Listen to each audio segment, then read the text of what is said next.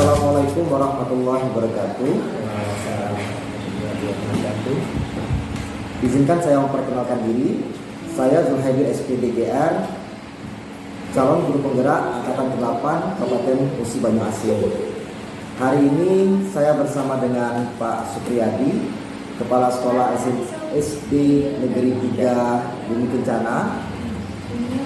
Dalam hal ini saya melaksanakan tugas wawancara untuk belajar tentang pengambilan keputusan kepada Bapak Supriyadi. Assalamualaikum Bapak. Apa kabarnya Pak? Baik. Izin Pak, ini kami dapat tugas untuk wawancara dalam rangka belajar kepada Bapak tentang cara pengambilan keputusan. Ya, sama-sama. Kita langsung masuk ke materi interview ya Pak ya, wawancaranya. Izin Pak, selama ini bagaimana Bapak dapat mengidentifikasi kasus-kasus yang merupakan dilema etika atau rujukan moral Pak? Ya, selama ini kami berdasarkan dari Dinas Pendidikan apa yang menjadi panduannya untuk menyelesaikan masalah. Satu contoh, di pendaftaran anak-anak itu kan tentunya ada yang menginginkan dari masyarakat menginginkan anaknya masuk dalam sekolah tersebut. Kadang-kadang di sisi lain segi umur, nah itu yang saya lihat dari sementara saya lihat saya laksanakan dari panduan-panduan dari Dinas Pendidikan itu. Oh ya, berarti Bapak dalam mengambil keputusan itu berdasarkan peraturan-peraturan yang telah disiapkan, ditetapkan oleh Dinas Pendidikan Pak. Ya. Oke. Selama ini Pak, bagaimana Bapak menjalankan pengambilan keputusan di sekolah Bapak, terutama untuk kasus-kasus di mana ada dua kepentingan yang sama atau benar-benar sama-sama mengandung nilai kebajikan? Jadi seperti yang Bapak utarakan tadi, kasus pada saat penerimaan siswa baru, Ya. ada siswa yang umurnya belum cukup tetapi ingin masuk sekolah. Bagaimana Bapak mengambil keputusannya? Ya, sesuai dengan peraturan pemerintah, kalau anak di bawah umur, maksudnya belum sampai untuk di SD ukurannya 6 tahun, ya terpaksa kami ambil suatu keputusan bahwa ini belum bisa, belum waktunya. Itu yang saya rasakan berdasarkan dari kriteria yang dari pemerintah. Oh ya, berarti langkah-langkah prosedur yang Bapak biasa lakukan kepada anak tersebut bagaimana Pak? Apa orang tuanya diberitahu tentang peraturan atau bagaimana?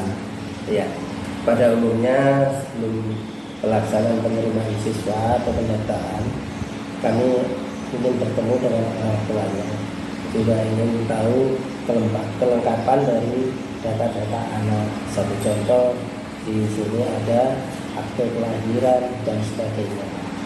Jadi apabila ada anak yang sekiranya tidak mumpuni untuk anaknya yang belum mampu, nah itu saya beritahukan bahwa anak yang seperti ini harus ke psikiater dan lain-lain, kan itu harus ada itu. Oh iya. Iya. Tidak ada syarat-syarat tertentu Pak. Iya.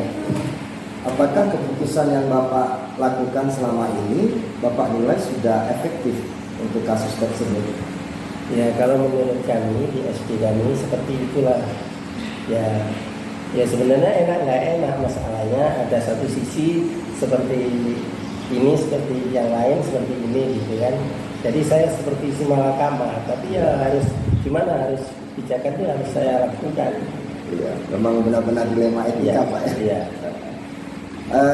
Selain yang tadi, tantangan-tantangan lain Pak yang Bapak hadapi pada saat Bapak memutuskan suatu kasus yang mengandung dilema etika Pak? Ya biasa seperti orang melaksanakan suatu peraturan, itu memang ada saja. Wah, anak saya ingin sekolah ini. Tapi ya memang umurnya belum mencukupi, gimana? Saya tegas, saya laksanakan seperti apa yang ada di keterangan dari dinas umur 6 tahun atau lebih yang harus saya terima. Kalau kurang ya harus banyak prosesnya itu ya.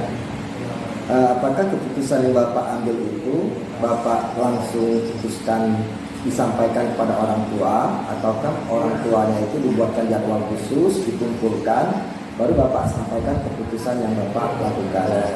Terutama di anak-anak yang kasusnya umur yang belum mencukupi, ya tetap saya kumpulkan dari orang tuanya. Saya kasih pengertian bahwa anak yang umur ini nantinya tidak mampu di dalam melaksanakan kegiatan pendidikan sesuai dengan tata cara yang ada di dinas itu. Kalau umur jauh dari 6 itu otomatis kurang, biarpun menurut katanya orang tua anaknya pintar ini, tapi ya gimana, sebenarnya saya nggak enak, tapi harus saya lakukan apa yang kenyataan seperti itu. Jadi harus saya terima dan saya laksanakan. Dengan orang tuanya pun saya kasih tahu.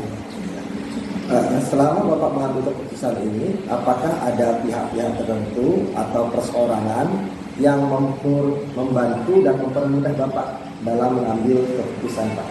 Ya, terutama kalau untuk mempermudah dari Dewan Guru yang ada, ikut memberikan suatu dorongan dan pengertian kami kepada orang tuanya juga ikut membantu di sini kan. Ya. Tapi yang namanya teror biasa lewat HP itu kan adanya anak saya bisa pinter ini itu banyak. Iya. Terlalu memuji anaknya. Dari semua hal yang Bapak sampaikan tadi, adakah pembelajaran yang Bapak bisa ambil dari pengalaman Bapak dalam mengambil keputusan tersebut, Pak? Ya, saya kira apapun yang setelah waktunya harus kita laksanakan dengan bagus. Begitu juga pendaftaran yang anaknya sudah 6 tahun ya ikut belajar dengan baik. Kalau kurang dari situ sulit bagi kami untuk itu, karena banyak akan terjadi banyak ketimpangan dari ini anak saya ini nggak diterima, kalau saya menerima anak dari umur yang kurang dari situ. Ada saja ya. Jadi pelajaran yang bisa kita ambil adalah kita menegakkan peraturan dengan memberikan pemahaman kepada orang tua siswa, dibantu dengan seluruh rekan guru dan warga sekolah. Ya. Terima kasih Pak sudah meluangkan waktunya pada hari ini. Ya, saya selaku calon guru penggerak dari Kabupaten Musi Banyuasin juga mengucapkan terima kasih.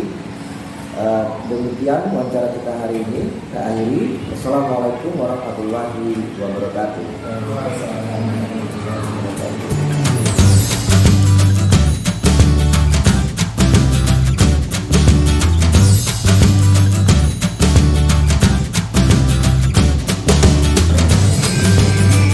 Assalamualaikum warahmatullahi wabarakatuh. Izinkan perkenalkan, nama saya Zulhaibil. Saya calon guru penggerak Angkatan 8 Kabupaten Musi Banyuasin. Hari ini saya bersama dengan Bapak Daud Sunario dari SMP Negeri 2 Sungai Limun. Assalamualaikum Pak. Waalaikumsalam. Apa kabarnya hari ini? Dari ini Gini Pak, kami dari CGP Angkatan 8 Kabupaten Musi Banyuasin mendapatkan tugas untuk belajar dengan Bapak melalui cara wawancara tentang pengambilan keputusan. Boleh mengganggu waktunya Pak? ya Langsung saja Pak ke materi wawancaranya. Selama ini bagaimana Bapak dapat mengidentifikasi kasus-kasus yang merupakan dilema etika atau kebijakan moral? ini ya Pak Yu, saya selaku kepala sekolah ya. Jadi dalam mengidentifikasi kasus-kasus yang ada di sekolah ini, biasanya saya selalu ini Pak ya, di jam-jam pelajaran itu saya selalu keliling melihat ya, keadaan anak ya, dari kelas 7 sampai kelas 9 itu saya pantau selalu ya. Di samping itu saya selalu berkoordinasi dengan para Dewan Guru maupun wali kelas masing-masing ya, untuk memantau kasus-kasus apa yang ada di dalam sekolah kita ini. Nah, jadi setelah itu kita bisa mengidentifikasi kasus-kasus mana ya, misalnya tentang dilema etika ya, ataupun pendidikan moral. Itu bisa saya lakukan dengan kerjasama para dewan guru maupun wali kelas. Kita ambil contoh satu Pak ya, tentang etika atau dilema etika.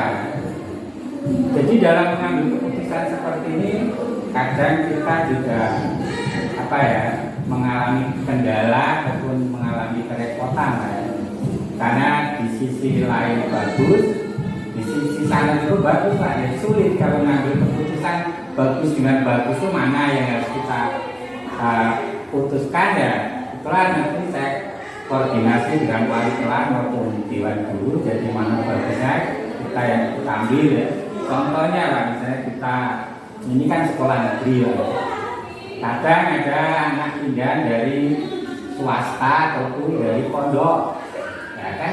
Ya namanya sekolah itu kan bagus semua Pak, pondok ataupun swasta. Nah, ini kadang kita bingung ambil keputusan, khususnya dari pondok. Nggak sama dengan misalnya dinas pendidikan itu masalah nilai di dalam raportnya itu kan beda. Tapi kan juga intinya bagus.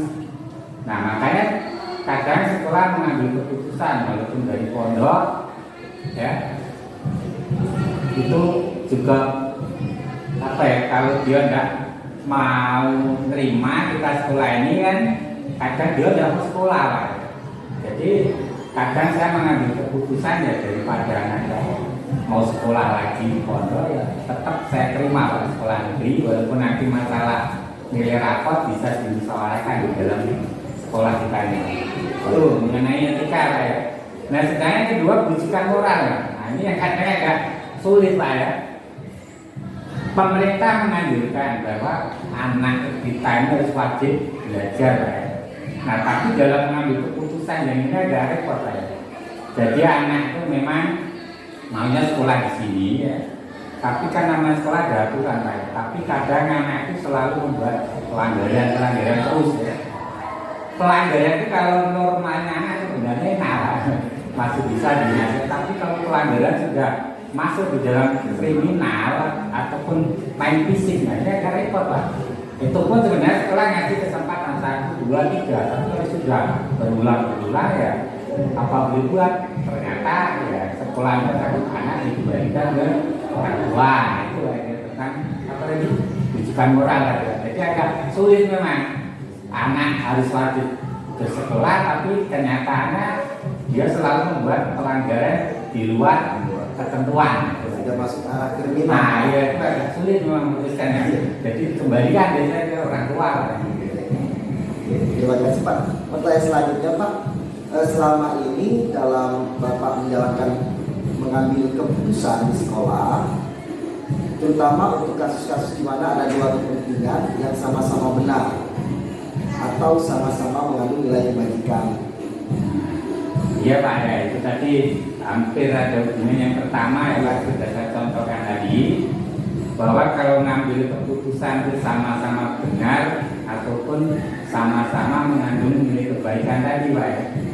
Jadi tadi sudah saya contohkan hampir sama di poin pertama tadi, yaitu masalah anak pindah sekolah tadi Pak, antara negeri dengan dari pondok tadi Pak, itu termasuk kan itu sebenarnya keputusan ya sama-sama bagus. Daripada anak yang saya terima di sini jujur sekolah kan kasihan juga seumuran anak sekolah tapi dia udah sekolah gara-gara awalnya dari pondok mau pindah ke negeri tapi kita tidak menerimanya Pak. Jadi dengan kata lain ya daripada anak putus sekolah ya alangkah bagusnya walaupun dia pindah dari pondok tetap kita usahakan bisa masuk di sekolah kita ini Pak. Biasanya kalau Bapak mengalami hal tersebut, adakah langkah-langkah prosedur yang Bapak lakukan sebelum mengambil keputusan tersebut? Iya Pak, biasanya tuh langkah-langkah kadang saya tanya dulu Pak ya, kenapa di pondok nggak kerasan gitu ya, masalahnya apa? Kan sebenarnya pondok itu bagus ya katanya, tapi alasannya kadang banyak Pak. Jadi katanya sakit-sakitan kalau di pondok, katanya mikir terus jauh dari orang tua. Nah itu kadang itu inisiatif saya. Kalau kendalanya memang seperti itu, berarti kan anak tidak bisa dipaksakan untuk ke pondok. Jadi ya salah satunya daripada anak tadi memang nggak kerasan tapi sakit kan, bukan sakit badan tapi sakit pikiran kan. Aku nggak keras tapi ya orang tua nak maksa terus suruh ke pondok. Itulah salah satunya ya, itu tanya apa ada masalah di sana kan ya dua. Itu langkah yang efektif. Nah itu biasa seperti itu kan. Saya tanya juga. Selanjutnya Pak, dalam mengambil keputusan tersebut, adakah tantangan yang Bapak hadapi? Nah, tantangannya ada Pak. Jadi ini pengalaman yang sudah tahun lalu itu kan tantangan kalau pindah dari pondok ya. Ini kadang menjadikan masalah baru ya. Harapan saya kalau pindah dari pondok itu kan harusnya bagus nanti ngasih contoh ya dari sekolah umum seperti ini. Tapi kadang kenyataannya malah banyak bermasalah. Mungkin waktu itu di pondok itu seperti di kerangkeng, nah setelah masuk sini bebas, nah itu kira-kira. Nah mungkin dia berpikirnya seperti itu. Jadi kalau masuk sini ya mungkin bebas, nah, seperti pondok. Nah, mungkin itu dari kendala kan, dari orang yang tertekan langsung dikasih kebebasan. Nah, ini tantangan bagi saya. Jadi tingkat disiplinnya malah kurang. Iya. Biasanya dalam menyelesaikan kasus-kasus seperti itu Pak, Bapak langsung menyelesaikan di tempat atau membuat jadwal tertentu untuk menyelesaikannya?